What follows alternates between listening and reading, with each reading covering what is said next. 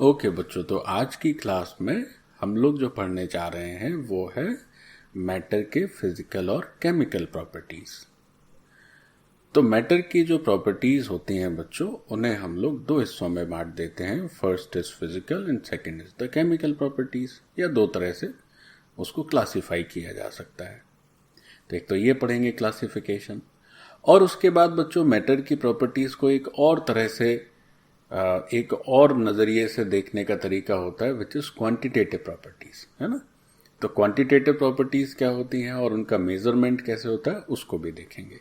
So this is a very very introductory type of lectures. वैसे properties of matter अपने आप में एक बहुत ही ह्यूज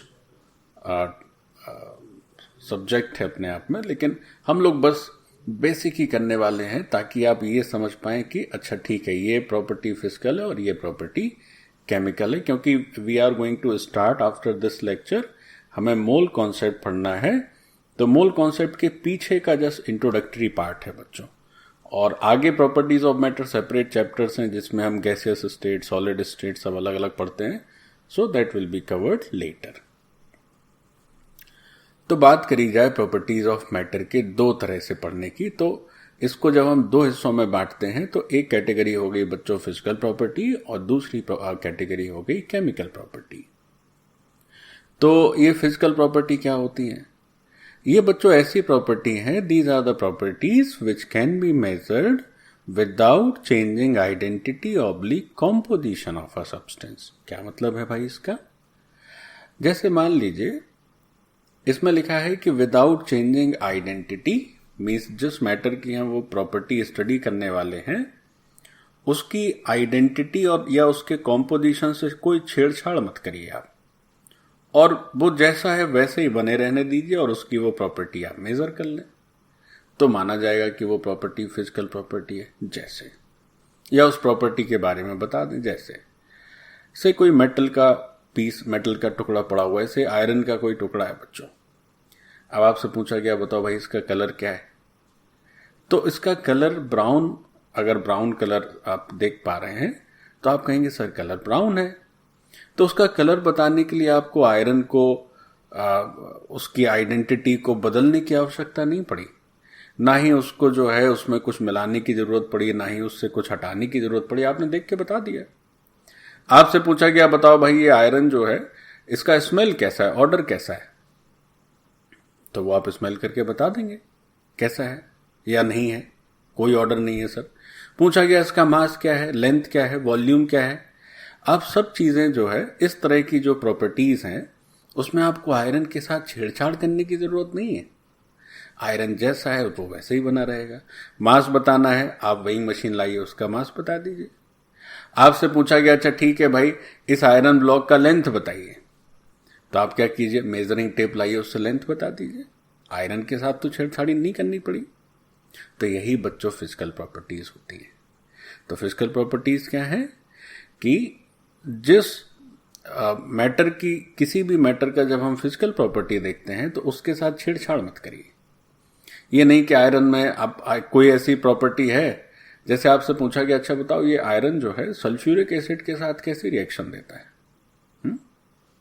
तब कैसे करेंगे? तो आयरन को देख के तो नहीं पता चलेगा, तब फिर टर्म आता है केमिकल प्रॉपर्टीज, है ना। Then we introduce chemical property.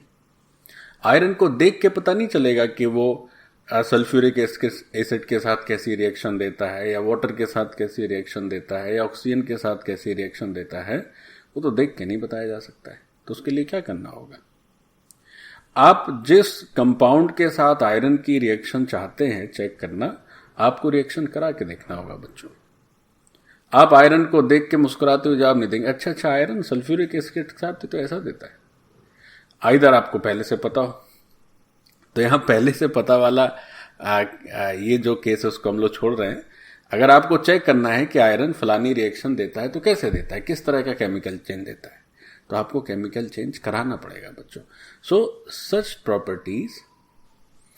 properties in which a chemical change is required to measure, then we call them chemical property।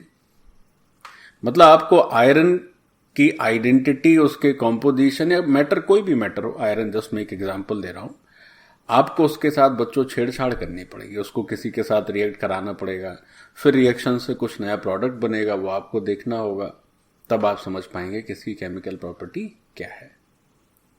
तो केमिकल प्रॉपर्टी को कैसे डिफाइन किया जाएगा? So a chemical change is required to measure these properties. ठीक, यहां पर किसी change की जरूरत नहीं है। तो इसका एग्जाम्पल क्या हो गया? इसका एग्जाम्पल हो गया characteristic reactions of a substance. मतलब आपको रिएक्शन करा के देखना पड़ेगा किसी भी सब्सटेंस की। आयरन है तो आयरन की अगर केमिकल प्रॉपर्टीज चेक करनी है कि भाई आयरन का H2SO4 के साथ क्या रिएक्शन, पानी के साथ कैसा रिएक्शन, है ना, हवा के साथ कैसा रिएक्शन, ऑक्सीजन के साथ कैसा रिएक्शन, तो रिएक्शन करा के देखना होगा। तो उसकी सारी रिएक्शंस को ही हम लोग नाम देते हैं उसकी कैरेक्टरिस्टिक रिएक्शंस, जो उसके कैरेक्टरिस्टिक बताएं। तो ये हुआ अपना फिजिकल प्रॉपर्टी और केमिकल प्रॉपर्टी। चलिए आगे, वही जो बात मैं आयरन के साथ कर रहा था, लिखने के उद्देश्य से आप चाहे तो नोट कर सकते हैं कि if chemical behaviour of carbon with oxygen is to be checked, then it can not be answered just by watching carbon और ऑक्सीजन। देख के तो नहीं पता चलेगा। Both of them must be reacted with each other, both of them must be reacted with each other, दोनों को एक दूसरे के साथ रिएक्ट कराना पड़ेगा to see a chemical change। अब जब रिएक्ट कराएंगे तो फिर हमें दिखेगा कि हाँ भाई ठीक है, कार्बन और ऑक्सीजन रिएक्ट करते हैं तो कार्बन डाइऑक्साइड बनाते हैं। तब पता चलेगा कि हाँ अच्छा, कार्बन का ऑक्सीजन के साथ रिएक्शन होने पर कार्बन डाइऑक्साइड गैस मिलती है, तो ये उसकी केमिकल प्रॉपर्टी हो गई। इसको देख के नहीं बता सकते। तो किसी भी केमिकल प्रॉपर्टी को डिफाइन करने के लिए, मेजर करने के लिए केमिकल चेंज की रिक्वायरमेंट पड़ती है बच्चों। और फिजिकल प्रॉपर्टी को अगर बताना है तो किसी चेंज की जरूरत नहीं है, बस यही फर्क है। ये अब फिजिकल और केमिकल प्रॉपर्टी हो गया बच्चों। अब जरा क्वांटिटेटिव प्रॉपर्टी समझते हैं, है ना। देखो ये क्या, सबसे पहले मन में आएगा कि सर अच्छा सर फिजिकल और केमिकल तो हो गया सर, ये क्या तीसरे तरह की कोई प्रॉपर्टी है? नहीं बच्चों, ये तीसरे तरह की प्रॉपर्टी नहीं है। Some of the physical properties are quantitative and some are not quantitative. Chemical change या केमिकल प्रॉपर्टी तो एकदम अलग ही कैटेगरी हो गई। फिजिकल प्रॉपर्टी में कुछ ऐसी प्रॉपर्टीज होती हैं जो क्वांटिटेटिव हैं और कुछ ऐसी होती हैं जो क्वांटिटेटिव नहीं है। तो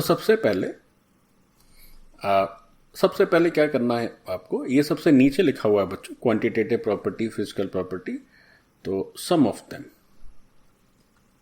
है ना, सम ऑफ देम। ये पार्ट क्या है, सबसे ऊपर नोट करना चाहिए हमें कि क्वांटिटेटिव प्रॉपर्टीज क्या है। Some physical properties are quantitative properties. अच्छा ठीक। अब क्वांटिटेटिव प्रॉपर्टीज दरअसल क्या होती हैं? ये ऐसी प्रॉपर्टीज हैं, these are such properties of matter which can be represented by a number followed by a unit in which it is measured। ये इनकी डेफिनेशन है। तो क्या है बच्चों क्वांटिटेटिव प्रॉपर्टी? जिन्हें आप एक नंबर से रिप्रेजेंट कर सके, जिन्हें आप एक नंबर से रिप्रेजेंट कर सके। तो क्या कौन सी प्रॉपर्टीज क्वांटिटेटिव नहीं है? जिनकी कोई न्यूमेरिकल वैल्यू ना हो। जिनकी कोई न्यूमेरिकल वैल्यू ना हो वो क्वांटिटेटिव प्रॉपर्टी, ऐसी फिजिकल प्रॉपर्टीज क्वांटिटेटिव नहीं है। और जिनकी न्यूमेरिकल वैल्यू लिख सकें और उसका एक यूनिट लिख सकें वो क्वांटिटेटिव प्रॉपर्टीज हैं। जैसे एग्जांपल, लेंथ से कोई से आयरन एक का एक ब्लॉक है ना, आयरन का एग्जांपल ले लेते हैं। पूछा गया इसकी लेंथ क्या है, तो आप बताएंगे सर इसकी लेंथ से 100 सेंटीमीटर और 1 मीटर। तो you are having a numerical value followed by a unit. Area कितना है, तो आप कह सकते हैं सर इसका एरिया 500 सेंटीमीटर स्क्वायर। वॉल्यूम कितना है, आप कहेंगे 2 metre cube, 3 metre cube and so on. So each of these property has a numerical value and its unit also. तो ये जो प्रॉपर्टीज हैं ऐसे बहुत सारे हो सकते हैं। मास पूछा गया है ना, डेंसिटी पूछी गई, ये सब के सब प्रॉपर्टीज क्या है बच्चों, क्वांटिटेटिव है। जिनकी क्वांटिटी डिफाइन कर सकते हैं, जिनका नंबर डिफाइन कर सकते हैं। अच्छा अब देखो एक और कैटेगरी, क्या ऐसी भी फिजिकल प्रॉपर्टीज हो सकती हैं जो क्वांटिटेटिव ना हो? बिल्कुल, देखो कैसे। आपसे पूछा गया अच्छा ठीक है ये आयरन का टुकड़ा है, इसका शेप बता दो जरा कितना है, तो शेप में क्या बताओगे? ऐसे क्या कहा जा सकता है कि सर इसका जो शेप है सर ये स्फेरिकल है, या कोई कहे क्यूब है, जो जैसा है क्यूबॉइड है, जो जैसा शेप है वैसा बताना है आंसर। अब ऐसा तो नहीं कहोगे कि सर इसका शेप, जैसे मान लीजिए कोई स्फेरिकल शेप है, मैंने पूछा इसका शेप क्या है, तो क्या आप ऐसे कहेंगे सर इसका शेप जो है, इसका जो शेप है वो 5 मीटर स्क्वायर है या 5 मीटर क्यूब, ऐसे तो जवाब नहीं देंगे। या इसका जो शेप है सर वो 2 किलोग्राम है या 500 ग्राम, ऐसे तो जवाब नहीं देंगे। शेप मतलब, शेप का मतलब कोई नंबर कैसे हो सकता है ना। आपसे पूछा गया अच्छा ठीक है इसका रंग बताइए, कलर बताइए, तो क्या कहेंगे? इसका कलर लाल, नीला, पीला, गुलाबी, जैसा जिसका कलर है वैसा बताएंगे। अब ऐसे तो नहीं कहेंगे सर इसका कलर जो है 5 किलोग्राम लाल है, इसका कलर जो है 200 ग्राम येलो है, ऐसे तो नहीं कह सकते। तो ये भी तो बच्चों फिजिकल प्रॉपर्टीज हैं, लेकिन ये ऐसी फिजिकल प्रॉपर्टीज हैं जिनकी कोई न्यूमेरिकल वैल्यू नहीं होती है। So these are the physical properties but not quantitative in nature, but these are the physical properties which are quantitative in nature. तो पहली बात तो क्या ध्यान रखो, क्वांटिटेटिव प्रॉपर्टी कोई तीसरे तरह की प्रॉपर्टी नहीं है। क्वांटिटेटिव प्रॉपर्टीज क्या है? कुछ फिजिकल प्रॉपर्टीज क्वांटिटेटिव होती हैं और कुछ नहीं होती हैं। दोनों के एग्जाम्पल लिखे। चलो, अब चूंकि फिजिकल प्रॉपर्टीज में ये जो क्वांटिटेटिव प्रॉपर्टीज हैं इनको तो न्यूमेरिकली मेजर करना पड़ता है, तो कैसे इनका मेजरमेंट होता है, उसका क्या रेफरेंस है, क्या तरीका है, सो समझते हैं। ये भी बहुत ही ब्रीफ में हम लोग डिस्कशन करेंगे। बच्चों क्या होता है कि हम लोग तो बहुत तरह की प्रॉपर्टी सुनते हैं, लेकिन out of all those properties only 7 are the fundamental scientific quantities. Only 7 are the fundamental. तो सर बाकी कहां से प्रकट हुई? बाकी इन्हीं 7 से प्रकट हुई हैं बच्चों। बाकी जो भी हैं इन्हीं 7 से प्रकट हुई हैं। और चूंकि 7 ही फंडामेंटल साइंटिफिक क्वांटिटीज हैं, तो और उनके 7 के साथ जो है अलग अलग बेस है, सॉरी 7 अलग अलग यूनिट्स हैं, तो वो 7 फंडामेंटल यूनिट्स कह दें या 7 बेस यूनिट कह दें, एक ही बात है। बेस वर्ड यूज कर सकते हैं, फंडामेंटल वर्ड भी यूज कर सकते हैं। तो अब ये जो 7 फंडामेंटल साइंटिफिक क्वांटिटीज हैं, कौन बताया ये? किसने ये निश्चय किया? नहीं कि भाई 7 ही रहेंगी, इससे ज्यादा नहीं मान सकते हो। So there is a international unit system of units which is called SI systems. तो उसकी गाइडलाइन है, या उनके accordingly there are only 7 fundamental scientific quantities, SI system, international system of units. And all other physical quantities can be derived from these 7 fundamental quantities. जैसे, अच्छा पहले 7 fundamental quantities पढ़ लेते हैं, फिर ये कैसे बाकी की फिजिकल क्वांटिटीज उससे डराइव होती है उसको भी देखते हैं, है ना। देखो बच्चों, so these are the 7 fundamental physical quantity भी कह सकते हैं आप, बेस फिजिकल क्वांटिटी भी कह सकते हैं। So this is a table in your NCERT book, है ना। देखो एनसीईआरटी बुक का यही है। तो 7 फंडामेंटल या 7 बेस फिजिकल क्वांटिटीज होती हैं बच्चों। Length, mass, third is time, fourth is electric current, fifth is thermodynamic temperature, sixth is amount of substance, and the seventh and the last is luminous intensity.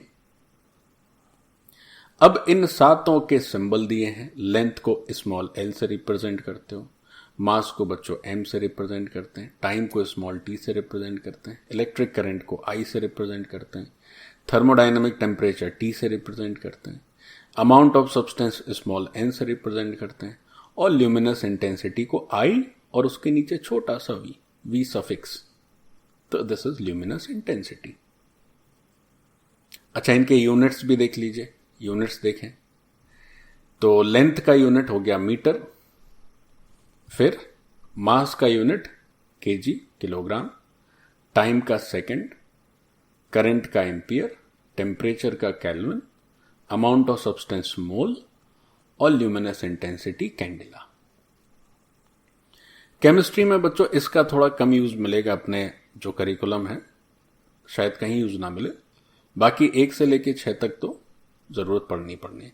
वैसे current भी बच्चों क्या होता है, physics का पार्ट है, बट करंट का भी हम लोग यूज करते हैं केमिस्ट्री में। एक चैप्टर है electrochemistry, there we will study. अब इनके ये जो यूनिट्स हैं, तो यूनिट्स के भी सिंबल है ना, जैसे इस क्वांटिटी का सिंबल है वैसे यूनिट का भी सिंबल है। मीटर को आप एम से रिप्रेजेंट करते हैं, किलोग्राम को केजी लिख दीजिए, सेकंड को एस लिख दीजिए, एम्पियर को ए लिख दीजिए, केल्विन को के, मोल को केवल एमओएल और कैंडिला को सीडी, है ना। तो ये तो बच्चों 7 जो है base units, sorry base physical quantities या फंडामेंटल फिजिकल क्वांटिटीज। जैसे एक एग्जांपल लेते हैं। अब देखिए थोड़ा ये देखें कि 7 फिजिकल क्वांटिटीज से बाकी कैसे जनरेट की जा सकती हैं। जैसे चलो वॉल्यूम का एग्जांपल लेते हैं बच्चों, है ना। तो वॉल्यूम में क्या होता है, वॉल्यूम को लिखते हैं length into breadth into height, है ना। तो लेंथ बच्चों क्या है, लेंथ का जो यूनिट है वो है मीटर। ब्रेथ भी तो बच्चों एक तरह का लेंथ ही है, चौड़ाई भी तो एक लंबाई ही है, और हाइट भी तो एक लेंथ ही है ना, बस नाम अलग अलग है। तो मीटर क्यूब इसका यूनिट हो गया। तो दो volume is again a different physical quantity than length, but we can get volume from length. 3 length को आपस में मल्टीप्लाई कर दिए तो वॉल्यूम पता चल गया। जैसे डेंसिटी की बात हुई, डेंसिटी एक नई फिजिकल क्वांटिटी है, बट डेंसिटी क्या पढ़ते हो, डेंसिटी पढ़ते हो मास बाई वॉल्यूम, है ना, मास बाई वॉल्यूम। तब देखिए मास क्या है, मास एक बेस फिजिकल क्वांटिटी है, और वॉल्यूम क्या है, 3 लेंथ का मल्टीप्लीकेशन है ना। तो इसका यूनिट क्या आ जाता है, तो इसका यूनिट हम लोग लिखते हैं केजी पर मीटर क्यूब। तो डेंसिटी किस किस से मिलके बन गया, डेंसिटी मिलके बन गया। डेंसिटी के लिए क्या क्या कौन कौन से बेस फिजिकल क्वांटिटीज की रिक्वायरमेंट पड़ी हमें रिक्वायरमेंट हो गई मास की, और नीचे वॉल्यूम किससे बनता है, लेंथ से। So in this way all possible जो भी आपके मन में फिजिकल क्वांटिटीज आती हैं वो सब की सब इन्हीं 7 से डिराइव की जा सकती है बच्चों। तो ये अपना एक बेसिक फंडामेंटल लेक्चर समाप्त हुआ, जिसमें हमने फिजिकल केमिकल प्रॉपर्टीज को देखा बच्चों, और उसके बाद ये देखा कि ये जो क्वांटिटेटिव प्रॉपर्टीज हैं इनका दरअसल मतलब क्या है ना। So that's it for the lecture. Thank you बच्चों।